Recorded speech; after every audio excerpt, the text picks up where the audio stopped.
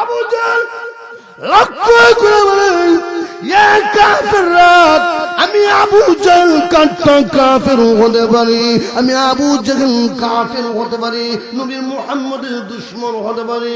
কাফিররা মুহাম্মদের কণ্ঠ তেলাওয়াত, মুহাম্মদের কণ্ঠ তেলাওয়াত যতই শুনি মজা লাগে, মুহাম্মদের কণ্ঠ তেলাওয়াত যত শুনি মজা লাগে। আল্লাহু আকবার। মুহাম্মদের কণ্ঠ সত্য, মুহাম্মদের আল্লাহ যে কিতাব নাযিল করেছে এই কিতাবটা সত্য, মুহাম্মদ সত্য, মুহাম্মদের আল্লাহ সত্য, ইসলাম সত্য, বিন্দু পরিমাণ কোন সন্দেহ নাই। কিন্তু আমি আবু জাহল কেন ইসলাম গ্রহণ করি না, নবী ধর্ম গ্রহণ করি না? আমি আবু জাহল ইসলাম গ্রহণ করি, বাপ দাদা ধর্মের মধ্যে শৃঙ্খলা লাগবে, এই জন্য আমি আবু জাহল ইসলাম গ্রহণ করি না। আর ইসলাম গ্রহণ যদি করি, নেতাগিরি থাকবে না, আমার বেটাগিরি থাকবে না, এই জন্য আমি আবু জাহল ইসলাম গ্রহণ করুন না। তেমনি ভাবে মুহাম্মদ আল্লাহ সত্য, মুহাম্মদের যে কিতাব নাযিল হয়েছে আল কোরআন সত্য, বিন্দু পরিমাণ কোন সন্দেহ নেই। বাইরে লক্ষ্য করে তাকিয়ে দেখুন, একটু মনোযোগ দিতে হবে। আমার আপনার নবী, বিশ্ব নবী রাহমাতুল লিল আলামিন আবু জাহলকে কষ্ট দিয়েছে, নবী সত্য নবীকে কষ্ট দিয়েছে। একদিন আবু জাহল গেটের সামনে দাঁড়িয়ে আছে, নবীজি গেটের সামনে আবু জাহল দাঁড়িয়ে আছে। কয়েকজন ইহুদি আবু জাহল লক্ষ্য করে বলে, আবু জাহল রে, কেমনে গেটের সামনে কেনে দাঁড়ায় আছো? আমার একটা কাজ আছে। আবু জাহল, কি কাজ? একটা নজর দেখতে হবে, কেমন পাগল, কেমন জাদুঘর দেখতে হবে। আবু জাহল রে, ছেড়ে দে, আবু জাহল গেটটা ছেড়ে দে, একটা নজর পাগল দেখতে হবে। না না, আবু জাহল জানে যদি গেট ছেড়ে দে মুহাম্মদের চেহারা দেখে ইহুদিরা কালিমা পড়ে মুসলমান হয়ে যাবে। আর একটু জোরে কান, এ আবু জাহল গেট ছেড়ে দে, পাগল দেখতে হবে। আবু জাহল যখন গেট ছেড়ে দিল, কয়েকজন ইহুদি আল্লাহু আকবার ভিতরে প্রবেশ করলো। তেমনি নবীজির চেহারা দেখে, নবীজির চেহারা দেখে কিন্তু আবু জাহল বলছিল পাগল, জাদুঘর, পাগল চেহারা থাকে, মলিন অপরিষ্কার থাকে, কাপড় ময়লা থাকে। ইহুদিরা বলে আল্লাহু আকবার, এত সুন্দর চেহারা দেখেছি, এত সুন্দর যুবক আমাদের জীবনে এত সুন্দর যুবক দেখি না। যখন সুবহানাল্লাহ।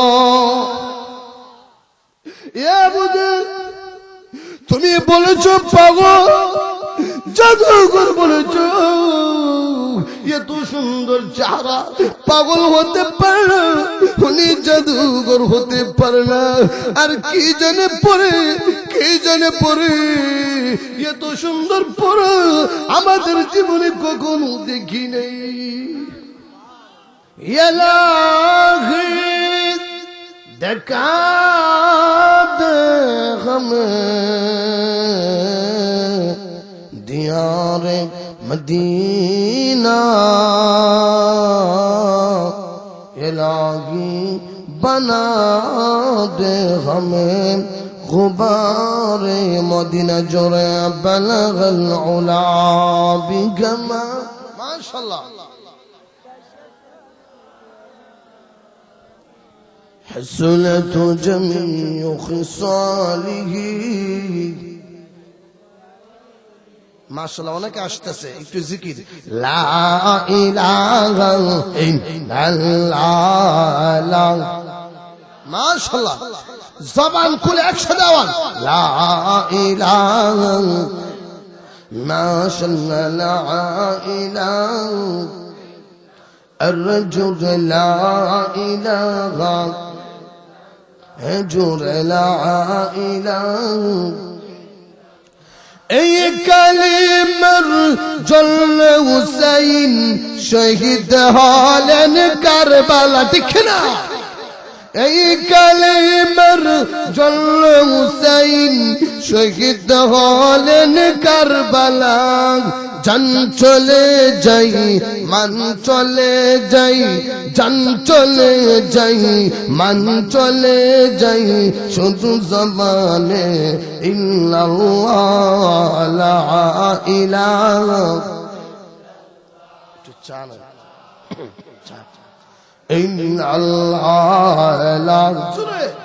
মাশাআল্লাহ শরীর যেন গরম হয়ে যায় লা ইলাহা আসে জোরে লা ইলাহা এই কালেমার জন্য বেলাল নির্যাতিত মক্কাতে ঠিক না এই কালেমার জন্য বেলাল নির্যাতিত মক্কাতে জান চলে যাই মান চলে যাই জান চলে যাই মান চলে যাই শুধু জবানে ইল্লাল্লাহ লা ইলাহা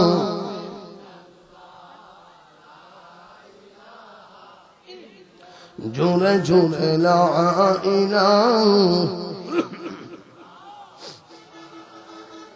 পিছনে আওয়াজ দেন না জোরে জোরে লা ইলাহা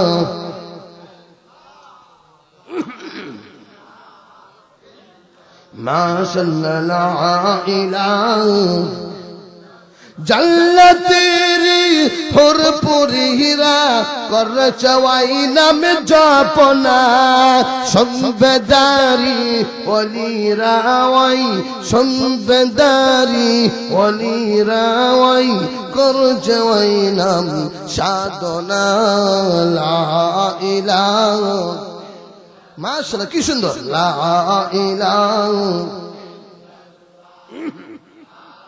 ইলাহা ইল্লাল্লাহ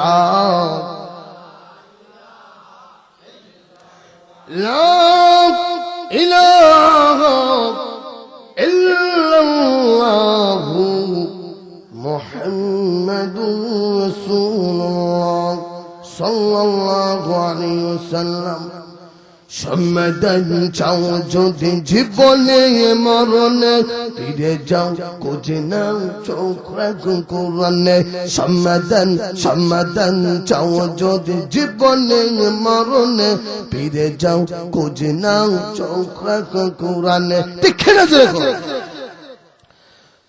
মুন্সিগঞ্জ ঐতিহাসিক মৃত ব্যক্তিদের জন্য রুহে মাগফিরাত দোয়া কামনায় জনাব মোহাম্মদ শাহজালাল পান কবিরাজ নিজ বাড়িতে রোশনিয়া প্রতি বছর একটি ইসলামী মহাসম্মেলনে ইন্তেজাম করেন। আজকের এই ইন্তেজামের সম্মানিত সভাপতি সাহেব, প্রধান অতিথি উলামায়ে কেরাম, মসজিদের খতিব সাহেবগণ, ইমাম সাহেবগণ, অনেক দূর দূরান্ত থেকে শীতের মধ্যে মুরব্বী কেরাম, যুবক ভাইয়েরা, পর্দানিশীন মা বোনেরা, আল্লাহ পাকের দরবারে অসংখ্য অগণিত কালিমাতুশ শুকর। মহান রব্বুল আলামিন আমাকে আপনাদেরকে একটি ইসলামী মহাসম্মেলনে বসার সুযোগটুকু দিয়েছেন। বলিষ্ঠ কণ্ঠে বলতে হবে, আমরা খুশি না বেজার? খুশি না বেজার? পিছনের যুবক ভাইয়েরা কথা না বলি, যারা কথা বলে একটু দেখবে। আমরাও খুশি, আল্লাহও খুশি, কিন্তু আরেকটা আছে, মিস্টার ইবলিস বেজার। কিনা? আল্লাহ খুশি, আমরাও খুশি, শয়তান কি? যারা আজকে এই মাহফিলে আসতে পারে নাই, বুঝতে হবে তার কপাল ভালো না। জোরে উত্তর দিতে হবে, কারণ আল্লাহ পাক রব্বুল আলামিন আমাকে আপনাদেরকে মহব্বত করে ভালোবাসে, এই শীতের মধ্যে বসার সুযোগটুকু দিয়েছেন, বলি আলহামদুলিল্লাহ। মহান রব্বুল আলামিন পবিত্র কোরআনুল কারীমের মধ্যে বলে, ও মানুষ, তোমরা যখন আমি আল্লাহর নিয়ামতের শুকর আদায় করো, আমি তোমাদের নিয়ামত বাড়াই দিব। ঘোষণা কার? আর একটু যখন আমাদের মালিককে, আসমানের মালিককে, জমিনের মালিককে, চন্দ্র সূর্যের মালিককে, জাহান্নামের মালিককে, জান্নাতের মালিককে, সমস্ত জিনিসের মালিক একমাত্র কে? আর একটু জোরে কোন? ক্ষমতা কার? নামদান ক্ষমতা কার? আল্লাহ বলে ওয়াল্লাহু আলা কুল্লি শাইইন কাদির।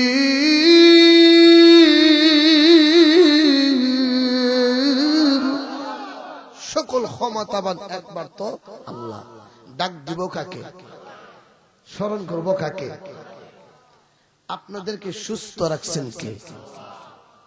চোখের দৃষ্টি শক্তি কে দিছেন? কথা বলার দৃষ্টি শক্তি কে দিছেন?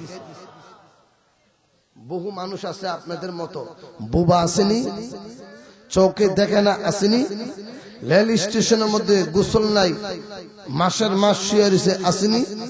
দেখবেন রেল স্টেশনের মধ্যে বহু পাগল আছে, বহু মানুষ আছে মাথার নিচে জুতা দিয়ে শুয়ে থাকে। যেরকম ঠিক কিনা? কিন্তু আপনাদেরকে আল্লাহ পাক সুন্দরভাবে একটু বেহেশতের বাগানে সাজিয়ে বসার সুযোগটুকু দিয়েছেন, বলেন আলহামদুলিল্লাহ। এখন আসুন, আমি একজন যুবক মানুষ, আপনার দোয়া প্রতিদিন প্রোগ্রাম হচ্ছে, বিশেষ করে আমাদের পার্শ্ববর্তী একটা দেশের নাম হলো ভারত।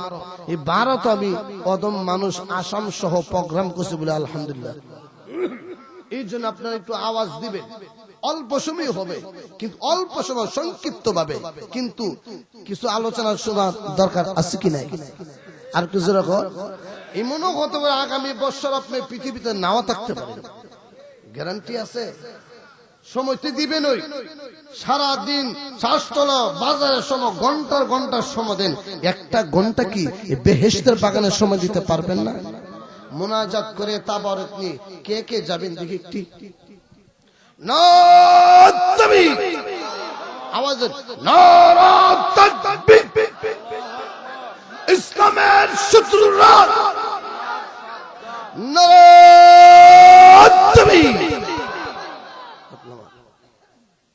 হাত তুলছেন, সাক্ষী হয়ে গেছে ফেরেশতা। ঠিক কিনা? আমরা খাদে ফেরেশতা আসেনি, হ্যাঁ, দুইজন কিরামান, যেরকম ঠিক কিনা? যারা আসতে পারে নাই তাদের জন্য বাম খান্দের ফেরেশতা, যেরকম ঠিক কিনা? আর যারা এসেছেন তাদের জন্য ডান খান্দের ফেরেশতা। আল্লাহ বলে কিরামান কাতিবিন,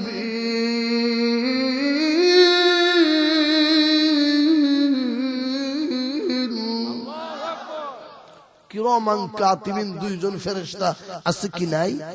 ডান খান্দের ফেরেশতা আপনারা দেন বসে বসে আল্লাহু আকবার বলতেছেন, সুবহানাল্লাহ বলতেছেন। একদিন বুঝবেন কিয়ামতের মাঠ যখন কায়েম হবে, আসর ময়দান যখন কায়েম হবে, দেখবেন আপনার নেক আমল ওজন হবে। ঠিক কিনা? এখন আসুন, আমরা আসছি, আল্লাহ পাক খুশি হয়েছে, আমাদের সাথে ফেরেশতা আসেনি নাই? যখন প্রধান অতিথি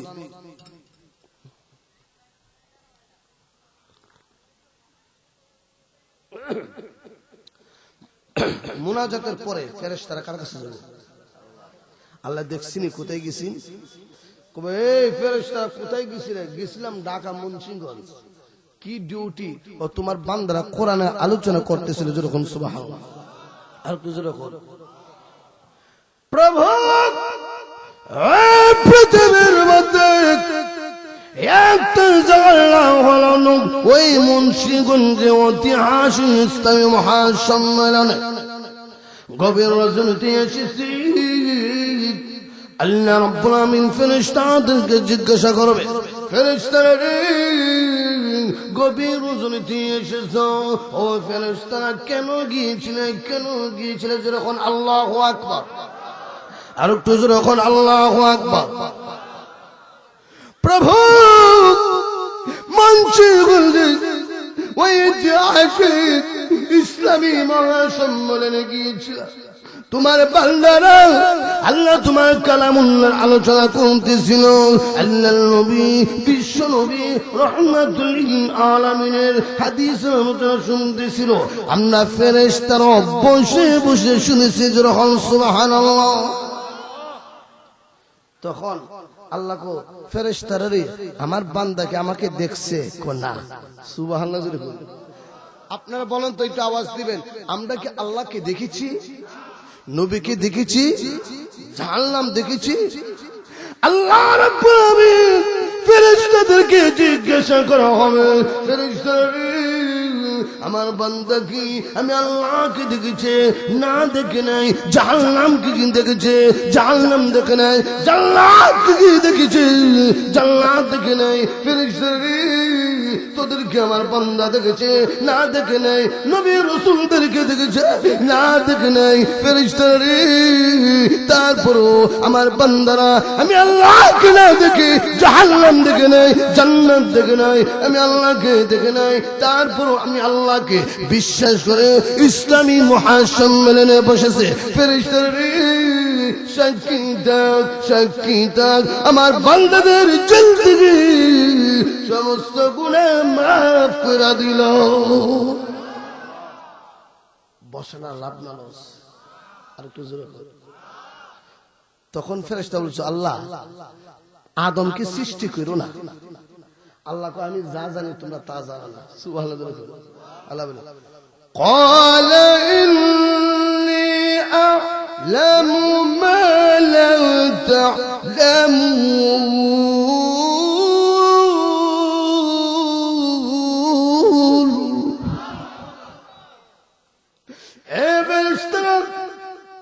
আমি আদম যা থেকে যখন পৃথিবীর মধ্যে সৃষ্টি করব, ফেরেশতারা তোমরা বলছি না পৃথিবীর মধ্যে আদম সন্তানকে যদি সৃষ্টি করা হয় রক্তপাত করবে, মারামারি করবে, কোনাকুনি করবে। ফেরেশতারা আমি আল্লাহ যা জানি তোমরা তা জানো না।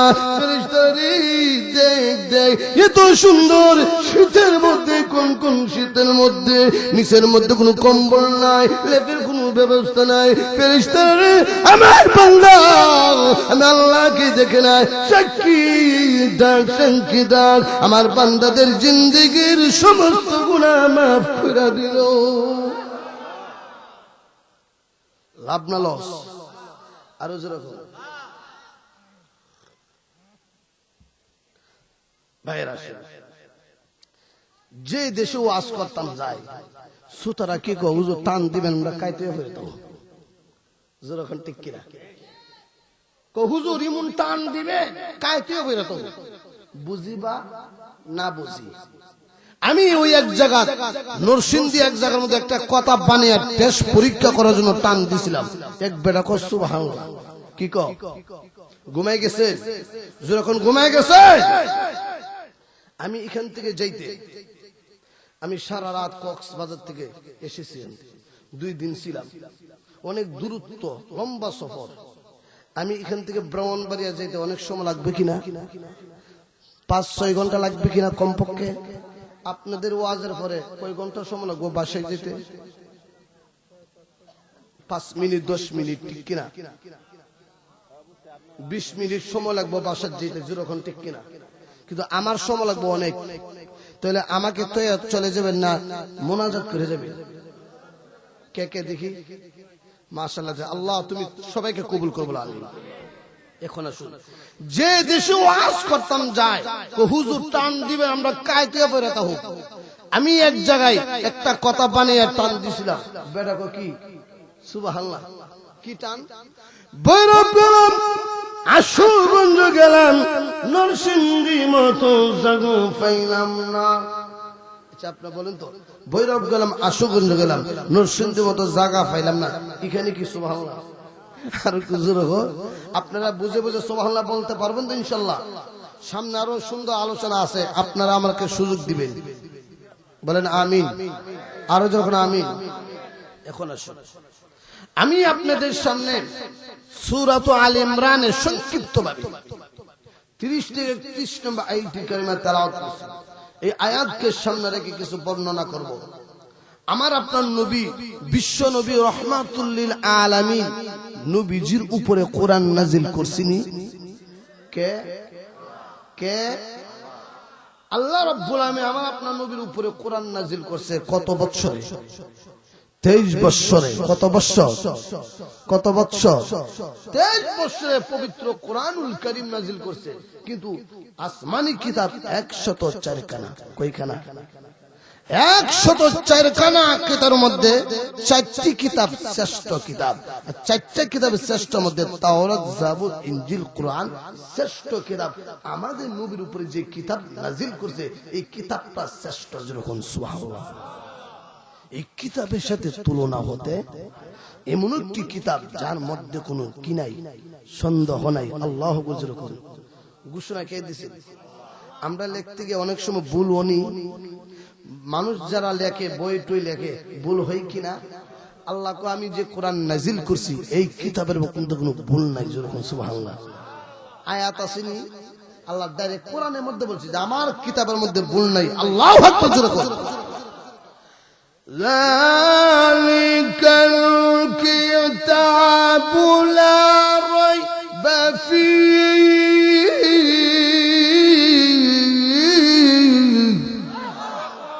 ওই কিতাবের মধ্যে কোনো বিন্দু পরিমাণ কোনো সন্দেহ নাই, ভুল নাই। কে বলছেন? আমাদের মালিক কে? ওই কিতাবটা নবীজির উপরে 23 বৎসরে নাজিল করছে। যেই সমস্ত সূরা মক্কা নগরীতে নাজিল করছে ওই সমস্ত সূরার নাম হলো মাক্কি। কি ওয়াসটা বলেন কি? মাক্কি। আর যে সমস্ত সূরা মদিনাতে নাজিল হয়েছে হিজরতের পরে ওই সমস্ত সূরার নাম হলো মাদানী। ঠিক কিনা? এখন আসুন, যখন আল্লাহ পাক কোরআন নাজিল করছেন নবীজি কোরআনের দাওয়াত দিছেনি? এই দিক দিয়ে ঘুমাই গেছেন? একটা আওয়াজ দেন, দিছে কি না? আপনার যখন ঠিক না ঠিক সুবহানাল্লাহ জোরে বলবেন তখন বক্তা ওয়াজ করতে আগ্রহ হবে। যখন ঠিক কিনা দিছে। রাসূল সাল্লাল্লাহু আলাইহি সাল্লাম কোরআনের দাওয়াত দিতেন। দাওয়াত দিতে গিয়া রাসূলের শত্রু কম ছিল না বেশি ছিল? তাদেরকে চিনার দরকার আসেনি? রাসূলের দুশমনকে চিনার দরকার আছে কি নাই? তাহলে মন দিয়ে শুনতে হবে। রাসূলের দুশমন একজনের নাম হলো আবু জাহেল। ঠিক কিনা? আবু জাহেলের প্রথম নাম ছিল আবুল হিকাম। কি? আবুল হিকাম, বুদ্ধির পিতা, জ্ঞানীর পিতা। ঠিক কিনা? যখন কোরআন নাজিল হয়ে গেল তখন থেকে নবীর সাথে বিয়াদবি শুরু করলো। তখন তার একটা লকব হয়েছে আবু জাহেল, মূর্খের পিতা। কারণ নবীর সাথে যে বিয়াদবি করে এ কি মানুষ? আর একটু যখন আল্লাহকে নিয়ে যারা কটূক্তি করে এ কি মুসলমান? আর একটু যখন একদিকে নবীর সমালোচনা করে কিন্তু আবার একা একা মুহাম্মদের কণ্ঠে তেলাওয়াত শুনে। আর একটু কাফের হওয়ার পরও, নবী দুশমন হওয়ার পরও তলে তলে গোপনে গোপনে রাসূল যখন তেলাওয়াত করে এই কিতাবের তেলাওয়াত, কোরআন তেলাওয়াত শোনার জন্য যায়। সুবহানাল্লাহ। একদিন আবু জাহেল নবী সাল্লাল্লাহু আলাইহি সাল্লাম তেলাওয়াত করতেছে। আবু জাহেল মুহাম্মদের কণ্ঠে তেলাওয়াত শোনা যাইতেছে, যাই না, মনটা মানতাছে না, একটু শোনার জন্য যাই। গেছে, শুনতেছে ফজর আজান দিবে। আবু জাহেল এখন যদি তাকে মানুষ আমাকে দেখে ফেলবে, জায়গা মানুষ দেখার আগে। সুবহানাল্লাহ। একটু সামনে যখন গেলেন এমনি এক কাফেরের সাথে সাক্ষাৎ, উতবার সাথে সাক্ষাৎ। হে আবু জাহেল, কোথায় গেছিলে? ও মুহাম্মদের কণ্ঠে তেলাওয়াত শুনছি। তুমি যে নিষেধ দিছিলে মুহাম্মদের কণ্ঠে তেলাওয়াত শুনবে না, ও বেশি কথা কইছ না, চুপ থাক। ঘুমিয়ে গেছে, চুপ থাক, তুই কি তা বুঝছ? আরেকটু সামনে যখন গেলেন আরেকজন কাফেরের সাথে সাক্ষাৎ হলো। আবু জাহেল, কোথায় গেছিলে? কিছু মুহাম্মদের কাছে। কেন? ও তেলাওয়াত শুনছি। তুমি যদি নিষেধ দাও মুহাম্মদের তেলাওয়াত শোনা যাবে না, তো বেশি কথা বুঝতে। সুবহানাল্লাহ। কারটা কাফের হয়েও বিরোধীও করে নবীর কণ্ঠে তেলাওয়াত শুনে। সুবহানাল্লাহ। আর একটু সামনে যখন গেলেন মুনাফিকদের নেতা ওলীদ ইবনে মুগীরা কয়, আবু জাহেল, আজকে তোমার সাথে ফাইনাল খেলা হবে। তুমি এই দল করো, এই দল করো, মুহাম্মদের বিরুদ্ধে ওয়াজ করো, পাগল কো, জাদুঘর কো, আবার রাত্রে তুমি মুহাম্মদের কণ্ঠে তেলাওয়াত শোনো। আর একটু যখন সুবহানাল্লাহ। আবু জাহেল লক্ষ্য করে ইয়া কাফিররা আমি আবু জাহল কাফের হতে পারি, আমি আবু জাহল কাফের হতে পারি, নবী মুহাম্মদের দুশমন হতে পারি। কাফেররা মুহাম্মাদের কণ্ঠ তেলাওয়াত, মুহাম্মাদের কণ্ঠ তেলাওয়াত যতই শুনি মজা লাগে, মুহাম্মাদের কণ্ঠ তেলাওয়াত যত শুনি মজা লাগে। আল্লাহু আকবার। মুহাম্মাদের কণ্ঠ সত্য, মুহাম্মাদের আল্লাহ যে কিতাব নাযিল করেছে এই কিতাবটা সত্য, মুহাম্মদ সত্য, মুহাম্মদ আল্লাহ সত্য, ইসলাম সত্য, বিন্দু পরিমাণ কোন সন্দেহ নাই। কিন্তু আমি আবু জাহল কেন ইসলাম গ্রহণ করি না, নবী ধর্ম গ্রহণ করি না? আমি আবু জাহল ইসলাম গ্রহণ করি, বাপ দাদা ধর্মের মধ্যে শৃঙ্খলা লাগবে, এই জন্য আমি আবু জাহল ইসলাম গ্রহণ করি না। আর ইসলাম গ্রহণ যদি করি নেতাগিরি থাকবে না, আমার বেটাগিরি থাকবে না, এই জন্য আমি আবু জাহল ইসলাম গ্রহণ করুন না। তেমনি ভাবে মুহাম্মদ আল্লাহ সত্য, মুহাম্মদের যে কিতাব নাযিল হয়েছে আল কোরআন সত্য, বিন্দু পরিমাণ কোন সন্দেহ নেই। বাইরে লক্ষ্য করে তাকিয়ে দেখুন, একটু মনোযোগ দিতে হবে। আমার আপনার নবী, বিশ্ব নবী রাহমাতুল লিল আলামিন আবু জাহল কষ্ট দিয়েছে, নবী সত্য নবীকে কষ্ট দিয়েছে। একদিন আবু জাহল গেটের সামনে দাঁড়িয়ে আছে, নবীজি গেটের সামনে আবু জাহল দাঁড়িয়ে আছে।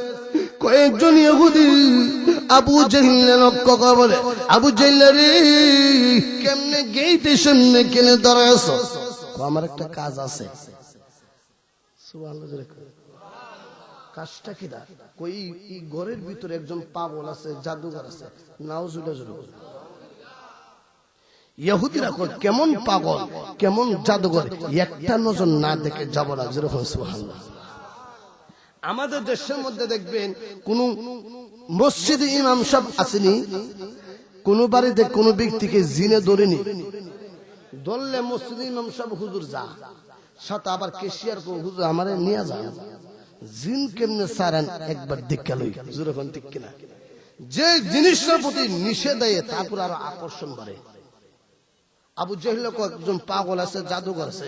ইহুদিরা কেমন পাগল, না দেখে যাব না।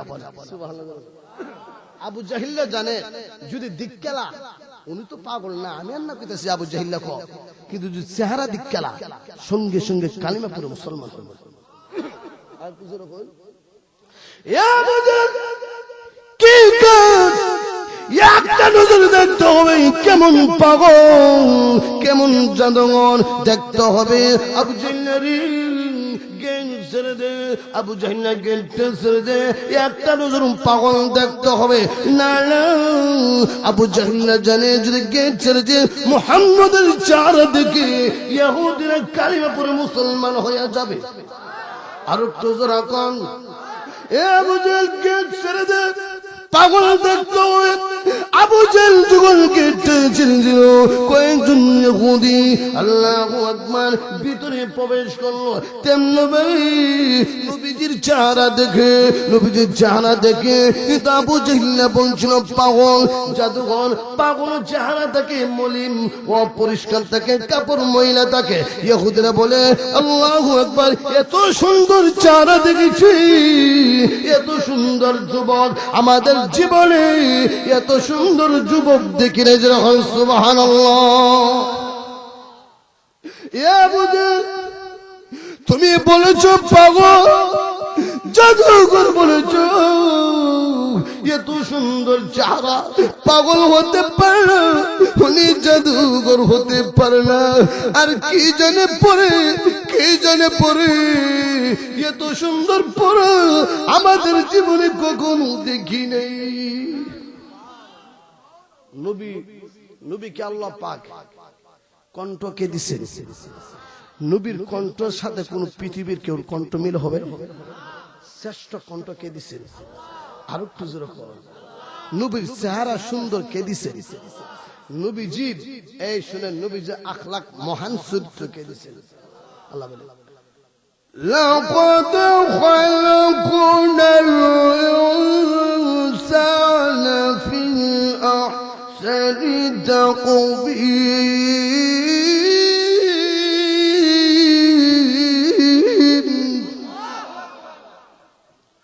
মানুষকে আল্লাহ পাক সুন্দর করে বানিয়েছেন কে? আমরার মধ্যে কালা আসেনি মানুষ, সুন্দর মানুষ আসেনি, মিস্তুর কে? আর একটু জোরে বলো। নবীজি পড়তেছে ইহুদিরা কয় পাগলের চেহারা তো মলিন থাকে, কিন্তু এত সুন্দর যুবকের চেহারা আমাদের জীবনে দেখি নাই। যেরকম সুবহানাল্লাহ। ইহুদিরা বলে তুমি পাগল বলছো, তুমি জাদুঘর বলছো, এত সুন্দর চেহারা পাগল হতে পারে না, জাদুঘর হতে পারে না, এত সুন্দর চেহারা।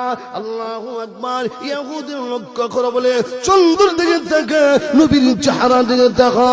আল্লাহু আকবার। গভীর রাতে মসজিদের পান্ডালকে সেজদা দি এই মুসলমান খুদা, বহুদিন পর্যন্ত আমার মেয়ের পেটের ব্যথা, লক্ষ লক্ষ টাকা নষ্ট করেছি, ভগবানের পূজা করেছি, আগুনের পূজা করেছি, বট গাছের পূজা করেছি। আল্লাহু আকবার। তুমি মুসলমানের খোদা যদি হয়ে থাকো, সে চিকিৎসা করার জন্য গেছি। এ মুসলমান খোদা, তুমি সত্য খোদা যদি হয়ে থাকো, আমি বুঝতে পারবো আমার মেয়ের পেটের ব্যথা বন্ধ করে দাও। আমি আপনাদেরকে বলবো, বুকের ব্যথা বন্ধ করার ক্ষমতা আল্লাহর আছে কি নাই? আর একটু যখন আছে কি নাই? সত্যের মধ্যে এ প্রভু, তুমি মুসলমানের খোদা যদি হয়ে থাকো, আমার মেয়ের পেটের ব্যথা পালা করে দাও। এইভাবে কাগতি মিনতি করতে এসে, কাগতি মিনতি করতে এসে সাজদা দিতে দেরি হয়েছে, দোয়াটা কবুল হতে দেরি হয় নেই। বাবা তোরে বাড়ির পথে যখন রওনা দিয়েছে, গেইটের সামনে যখন গেলেন, মেয়েটা অপেক্ষা করতেছে। আব্বাসটা কোথায় গিয়েছে? কোন ওষুধ লাগলো না, ট্যাবলেট লাগলো না। বাবা কোথায় গিয়েছে? মেয়েটা অপেক্ষা করতেছে। আব্বাস আসুক, আমি সিদ্ধান্ত নিয়েছি। বাবা যখন বাড়িতে গেলেন, মেয়েটা বাবার বুকের মধ্যে জড়ায় ধরেন। আব্বা, এতদিন লক্ষ লক্ষ টাকা নষ্ট করেছ, আল্লাহু আকবার, কিন্তু আমার বুকের ব্যথা বন্ধ হয় নাই। আব্বা গো, আজকে কোথায় গিয়েছিলে? যাওয়ার সঙ্গে সঙ্গে আমার বুকের ব্যথা বন্ধ হয়ে গেছে। বাবা আমি কি ছিলাম মুসলমানের খোদার কাছে, মনে হয় মুসলমানের খোদা ব্যথা বন্ধ করে দিয়েছি। মেয়েটা বলে আব্বা, আমি চূড়ান্ত সিদ্ধান্ত নিয়েছি, এতদিন আমি বেদুর্মে ছিলাম, আমি মুসলমান ছিলাম না, এতদিন আমি কাফের ছিলাম। আব্বা গো, আমি চূড়ান্ত সিদ্ধান্ত নিয়েছি, আমি এখন আর দেরি করব না, আমি দেরি করব না। আমি এখন গোসল দিব, সুন্দর জামা পরিধান করব, একজন আলেমের কাছে গিয়ে আমি কালিমা পড়ে মুসলমান হয়ে যাব। জোরে জোরে লা ইলাহা,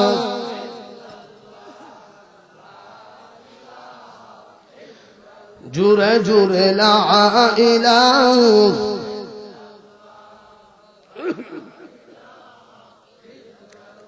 জোরে লা ইলাহা,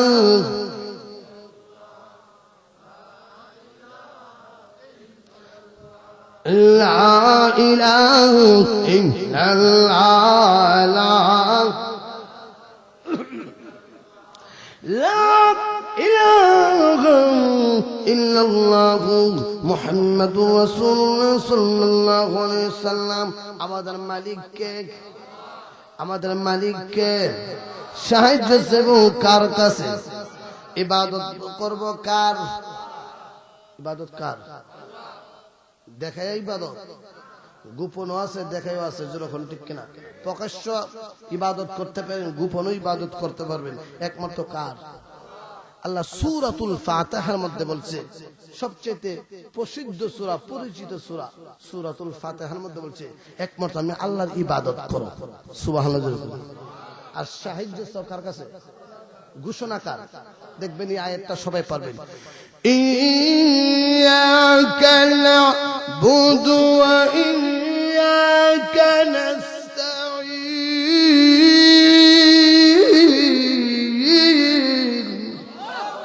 আমরা একমাত্র কার ইবাদত করি? সাহায্য চাই কার কাছে? এখন এমন একটি ঘটনা বলবো, আমরা মনে করেন যে আমরা বিপদের মধ্যে পড়লে আল্লাহ বাঁচাবে না। আমরা সকলে শুনেছি একজন নবী, ইউনূস নবী নাম শুনছেন? ইউনূস পয়গম্বর নাম শুনছেন? প্রসিদ্ধ একজন ইউনূস পয়গম্বর। ওই ইউনূস নবী মাছের পেটের ভিতরে 40 দিন ছিল। কয় দিন? 40 দিন পরে ডাক দিয়েছেন কাকে? আয়াত আসেনি? লা ইলাহা ইল্লা আনতা সুবহানাকা ইন্নী কুনতু মিনাজ জালিমিন।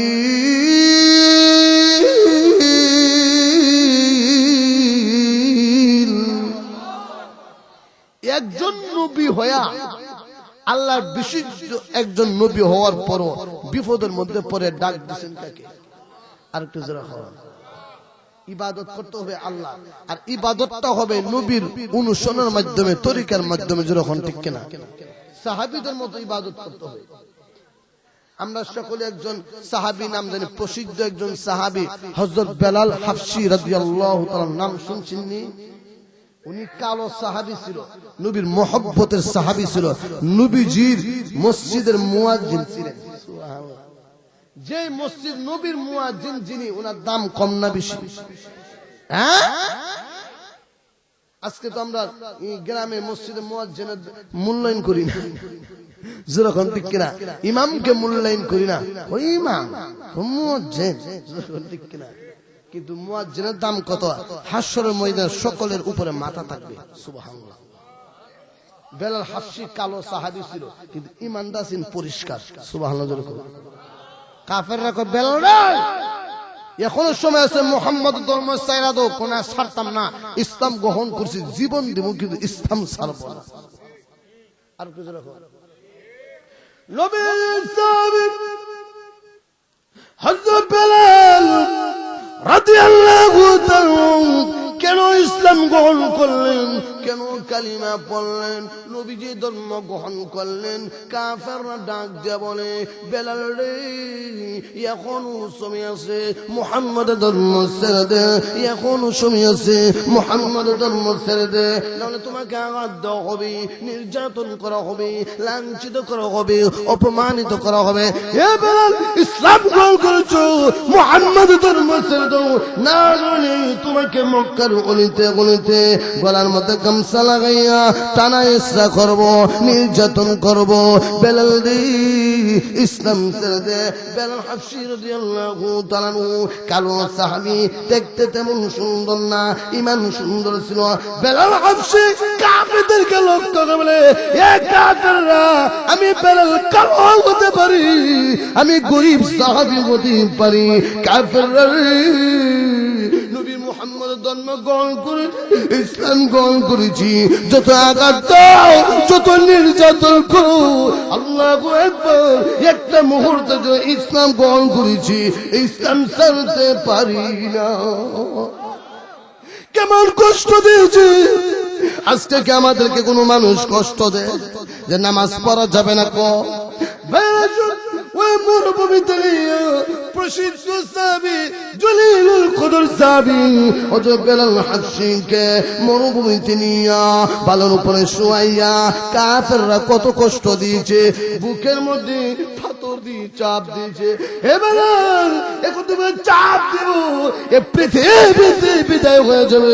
ইসলাম গ্রহণ করেছ, নবীকে বাদ দিতে হবে, ইসলাম বাদ দিতে হবে, ইসলাম ধর্ম বাদ দিতে হবে। আল্লাহু আকবার। কাফেররা পাথর দিয়ে চাপ দে, পাথর দিয়ে চাপ দে। বেলাল হাবশী জমানটা দিয়ে বলে, আহাদ আহাদ, আল্লাহ এক, যখন আল্লাহু আকবার। ইয়া কাফের, আমি কালো সারি, আমাকে দেখতে গরিব হতে পারে, আমার চেহারা কালো হতে পারে,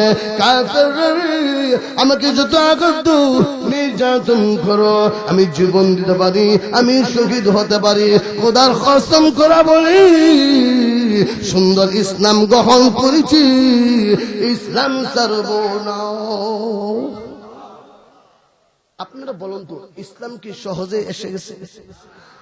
বহু কষ্টের মাধ্যমে ইসলাম আমরা সহজে পাইছি, ঠিক কিনা? সাহাবায়ে কেরাম ইসলামের জন্য শহীদ হয়েছেন, জোরে বলেন, আমাদের জন্য কি না করছে সাহাবায়ে কেরাম, ঠিক কিনা? অনেক কষ্ট দিছে, নবীকে কষ্ট দিছে। নবী একদিন নামাজ পড়ে সাজদার হালতে কাফেররা নবী সাল্লাল্লাহু আলাইহি সাল্লামের গাড়ির মধ্যে উটের নারী বুড়ি ছেড়ে দিছে। বহু কষ্ট দিছে কি দিছে না? নবীকে কষ্ট দিতে দিতে নবীজির জন্মস্থান ছেড়ে মদিনাতে গেছে। কাফেরদের অত্যাচারে নির্যাতনে নিজের জন্মস্থানে থাকতে পারে নাই। নবীজির বাড়ি কোথায় ছিল? মক্কা নগরীর কুরাইশ বংশে, ঠিক কিনা? 570 খ্রিস্টাব্দে এনে জন্মগ্রহণ করে আমার বাড়ি আমার সব, আমি কেন যাব, ঠিক কিনা? তারপর তাদের জ্বালা যন্ত্রণায় কোথায় গেছে? মদিনাতে। যাওয়ার এক মুহূর্তে নবীজির একজন বন্ধু ছিল, বন্ধুর নামটা বলে সুবহানাল্লাহ বলতে পারবেন জোরে? নবীজি একজন প্রসিদ্ধ বন্ধু ছিল, বুজুর্গ বন্ধু ছিল। এই যে সাহাবীর কথা বলবো, এই সাহাবী ইসলাম গ্রহণ করার আগে নবীদের মুহাম্মদ আল আমিন হবে সে বুঝতে পারতো। ওনার নাম হলো হযরত আবু বকর সিদ্দিক। আর জোরে বলো। সর্বপ্রথম ইসলামের মধ্যে পুরুষদের মধ্যে সর্বপ্রথম ইসলাম গ্রহণ করেছেন হযরত আবু বকর সিদ্দিক রাদিয়াল্লাহু তাআলা। সর্বপ্রথম যে পুরুষটা ইসলাম গ্রহণ করেছে এই পুরুষটার দাম কত বেশি ওনার থেকে। আর সর্বপ্রথম একজন মহিলা ইসলাম মহিলাদের মধ্যে একজন ইসলাম গ্রহণ করেছে, যে মহিলার নাম হলো খাদিজাতুল কুবরা। যেরকম সুবহানাল্লাহ, দেখছেন নি কত বড় নাম? সর্বপ্রথম আমরা তো এখন না, সর্বপ্রথম রাসূলের হাত ধরে যে মুসলমান হয়েছে এই সাহাবীর নাম কি? হযরত আবু বকর সিদ্দিক। রাসূল কো, ও সাহাবী, আমি মদিনাতে যাব, তো গেলে আমাকে সাথে নিয়ে যাই। সুবহানাল্লাহ। সবচাইতে দেখবেন গ্রহণযোগ্য যারা বন্ধুত্ব বেশি ভালোবাসে তাকে মানে কঠিন সময়ে বা বিপদের সম্মুখীন সময় তাকে স্মরণ করে, ঠিক কিনা? রাসূল কো, সাহাবী, এ আবু বকর, আমি মদিনাতে যাব, কিন্তু সফর সাথী তুমি হবে। সাহাবী খুশি না? কিন্তু কোন দিন যাবে এই কথাটা বলে নাই। সাহাবী তো শুননা অপেক্ষা করতেছে, রাসূল তো আমারে মদিনাতে নিয়ে যাব, রাসূলের সাথে আমি আবু বকর যাব, আমার দাম কত? সুবহানাল্লাহ। প্রায় 6 মাস যখন হয়ে গেল, রাসূল রাতে রওনা দিয়েছে আবু বকর সিদ্দিকের বাড়িতে, ঘুমিয়ে গেছে। আর তো জোরে বলুন সুবহানাল্লাহ। নবীজি আল্লাহর নবী বিশ্ব নবী রাহমাতুল লিল আলামিন প্রায় 6 মাস হয়ে গেল, প্রায় 6 মাস হয়ে গেল মদিনাতে হিজরত করবে। নবীজি রাতে আবু বকর সিদ্দিক রাদিয়াল্লাহু তাআলা বাড়ির পথে রওনা দিয়েছেন আস্তে আস্তে, কারণ নবীর দুশমন চতুর্দিক দিয়ে, যখন ঠিক কিনা? নবীর দুশমন চতুর্দিকে, এই জন্য আস্তে আস্তে আল্লাহর ওলি বিশ্ব নবী রাহমাতুল লিল আলামিন হযরত আবু বকর সিদ্দিক রাদিয়াল্লাহু তাআলা বাড়ির দরজার সামনে দাঁড়াইলেন। জোরে আওয়াজ দিয়ে শত্রুরা শুনে ফেলবে। আল্লাহর নবী আস্তে করে ডাক দিয়ে, হে আবু বকর। সুবহানাল্লাহ। আর একটু জোরে বলুন। রাত্রে 3টার সময় যদি আপনাদের বাড়িতে এই সালাম আব্দুল সালাম, ঘুমের আওয়াজ বোঝা যাবে, জোরে বলুন, ঠিক কিনা? নবী আস্তে ডাক দিয়েছে, সঙ্গে সঙ্গে আবু বকর সিদ্দিক জবাব দিয়েছে, লাব্বাইক ইয়া রাসূলুল্লাহ। সুবহানাল্লাহ। নবী আশ্চর্য হয়ে গেল, এ আবু বকর, আমি কখন তোমাকে ডাক দিব? আমি কখন তোমাকে নিয়ে যাও আমি তো বলি নাই, নির্দিষ্ট সময় দেই নাই। আমি কি রাত্রে আসবো না দিনে আসবো, এমুক দিন আসবো না রাত্রে আসবো। আবু বকর এই কথা কখনো বলি নাই। আল্লাহু আকবার। নবী বলে, আবু বকর রে, প্রায় 6 মাস হয়ে গেল আমি আস্তে করে ডাক দিয়েছি, সঙ্গে সঙ্গে জবাব দিয়েছো লাব্বাইক ইয়া রাসূলুল্লাহ। এ আবু বকর, তুমি কি প্রায় 6 মাস হয়ে গেল তুমি কি ঘুমাও? আল্লাহু আকবার। আল্লাহর নবী বিশ্বনবী রাহমাতুল লিল আলামিন কে বলে, ও নবীজি, যেদিন থেকে আমাকে হিজরতের কথা শুনেছে প্রায় 6 মাস হয়ে গেল, এর থেকে আমি অপেক্ষা করতে আছি কখন নবীজি আসবো। প্রায় 6 মাস হয়ে গেল, একটা মুহূর্তের জন্য আমি আবু বকর বিছানায় পিঠ লাগাই নাই।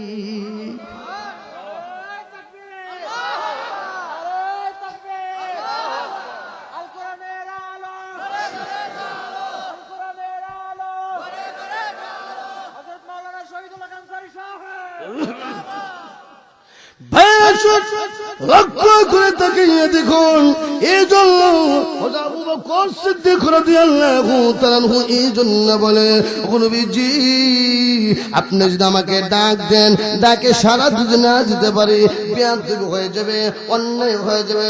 এই জন্য একটা মুহূর্তের জন্য আমি 24টা ঘন্টা, নবী আসবে কখন, এই জন্য আমি সাড়া দেওয়ার জন্য একটা মুহূর্তের জন্য আমি বিছানায় পিঠ লাগাই নাই। তাহলে সাহাবাই কেরাম নবীকে কেমন ভালোবাসছে, নিজের জীবন চাইতে সাহাবাই কেরাম নবীকে ভালোবাসছে কি বাসছে না? এই জন্য আমরা কি নবীকে ভালোবাসতে হবে কিনা? এখন আসুন, নবীকে ভালোবাসলেই, নবীর অনুসরণ করলেই আল্লাহ ভালোবাসবে। আমি আয়াত পড়ছি, আল্লাহ বলে, কুল ইন কুনতুম তুহিব্বুনাল্লাহ,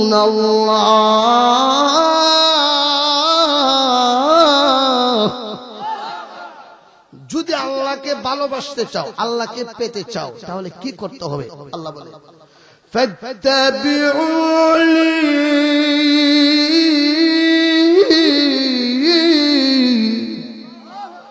আল্লাহ কো, আমি আল্লাহকে পেতে হলে মাধ্যম লাগবে, ঠিক কিনা? যে বড় বড় নেতা আসেনি বাংলাদেশে, স্বরাষ্ট্রমন্ত্রীর কাছে গেলে, প্রধান উপদেষ্টার কাছে গেলে আপনার ডাইরেক্ট যেতে পারবে না? মাধ্যম লাগবে। আল্লাহ কো, এ বান্দা, আমি আল্লাহকে পেতে হলে আগে বন্ধুরে খুশি করো, যেরকম, ঠিক কিনা? বন্ধু অনুসরণ করো, বন্ধুর আদর্শে জীবন যাপন করো, বন্ধু যেভাবে ব্যবসা করছে এইভাবে করো, বন্ধু যেভাবে নামাজটা পড়ছে এইভাবে নামাজ পড়ো, বন্ধু যেভাবে যাকাত দিছে এইভাবে যাকাত দাও, বন্ধু যেভাবে সুন্দর মানুষের সাথে সুন্দর ব্যবহার করছে এইভাবে করো, তাহলে আমি আল্লাহকে পাবে, ঠিক কিনা? আল্লাহ বলে, ইউহিব্বুকুমুল্লাহ,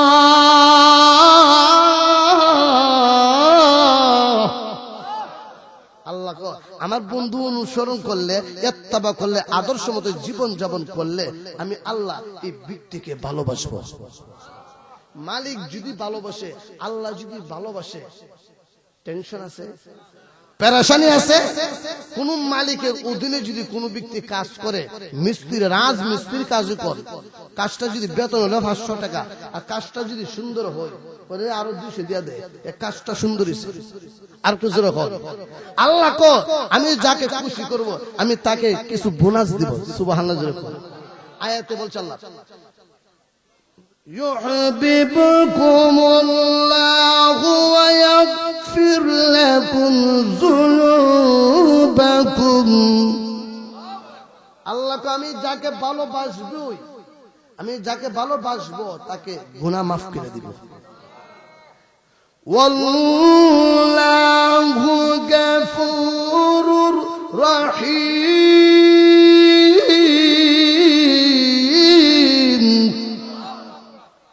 আল্লাহ হলো দয়ালু ক্ষমাশীল, ঠিক কেন?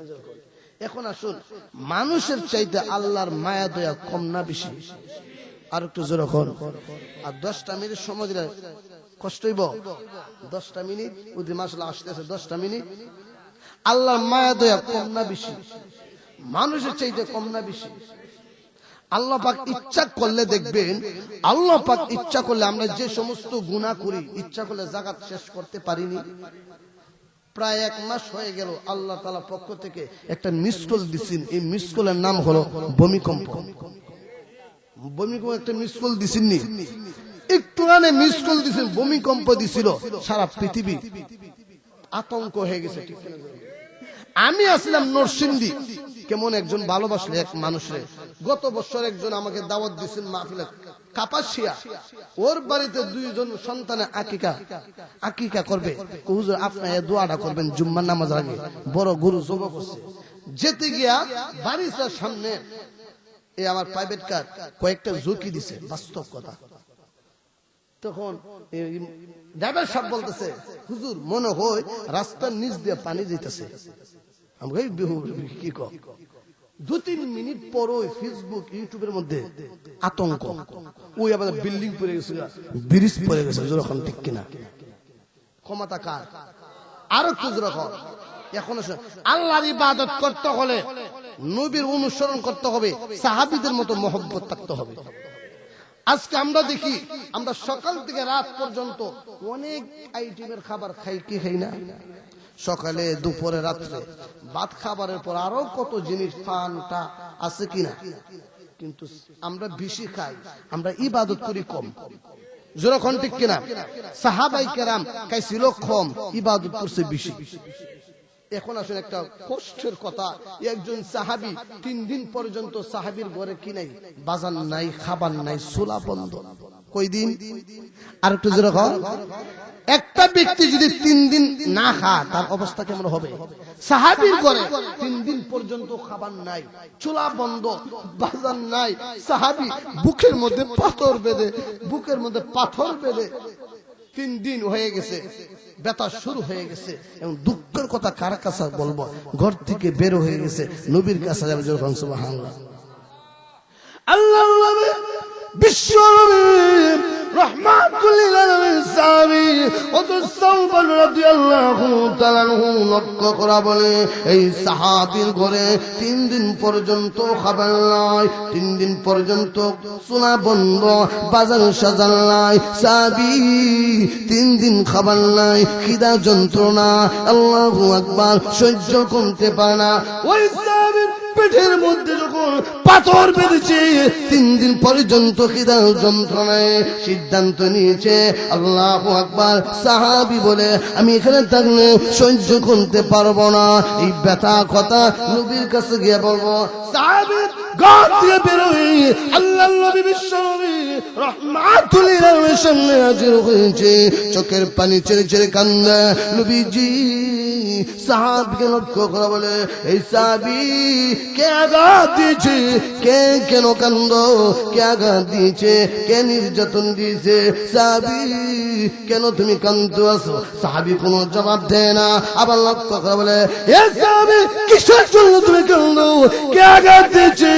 কে নির্যাতন দিয়েছে? সাহাবী কোনো জবাব দেয় না। আল্লাহু আকবার, 3 বারের মাথা আল্লাহর নবী বলে, সাহাবী পেরেশানি কিসের জন্য তুমি কান্দো? সাহাবী বলে, ওগো নবীজি কষ্ট নিয়ে এসেছি, 3 দিন পর্যন্ত আমার ঘরে খাবার ছিল না, বাজার সাজার ছিল না। 3টা দিন আমি অতিক্রম করে আপনার সামনে হাজির হয়েছি। নবীজি আমি জানি আপনার চেহারা দেখলেই খিদা থাকবে না। আপনার চেহারা মুবারকের সঙ্গে দেখার সঙ্গে সঙ্গে 3 দিনের খিদা বন্ধ হয়ে গেছে। ভাইরা লক্ষ্য করে দেখাইয়া দেখুন, সাহাবায়ে কেরাম খাইছে কম, বন্দি করছে বেশি। যখন ঠিক কিনা? আর একটু যখন ঠিক কিনা? আরেকজন সাহাবী নবীকে প্রশ্ন করে, হুজুর আপনি পৃথিবীতে বিদায় হয়ে যাবেন, আমি সাহাবী পৃথিবীতে বিদায় হয়ে যাব, আপনি নবীজি এই পৃথিবী থেকে যাইতে দেরি হবে, আল্লাহ তুই জান্নাত ওয়াজিব হতে দেরি হবে না। ও নবীজি আমি সাহাবী আপনার সঙ্গে জান্নাতে যাইতে পারবো কিনা, কি গ্যারান্টি, কি আমল করলে আমি সাহাবী আপনার নবীর সঙ্গে জান্নাতে যাইতে পারবো? আল্লাহ নবী বিশ্বনবী রাহমাতুল লিল আলামিন সাহাবীকে লক্ষ্য করে বলে, সাহাবী আমি নবীর সঙ্গে জান্নাতে যাইতে হলে একটা অনুসরণ করতে হবে, আর অনুসরণের নাম হলো আমি নবীজির সুন্নাত পালন করতে হবে। মান আহাব্বা সুন্নতি, আমি নবীর সুন্নাতকে মহব্বত করো, ফাকাদ আহাব্বানি, আমি নবীকে মহব্বত করা হবে। যে সমস্ত উম্মতে মুহাম্মদী আমি নবীকে মহব্বত করা হবে, কানা মাই ফিল জান্নাহ, আমি নবীর সঙ্গে জান্নাতে যাবে। এই জন্য নবীর সাথে জান্নাতে যেতে হলে কিছু চেহারা কোয়ালিটির দরকার আছে কি নাই? নবীর সাথে জান্নাতে যেতে সুরতটা তো জান্নাতে হতে হবে।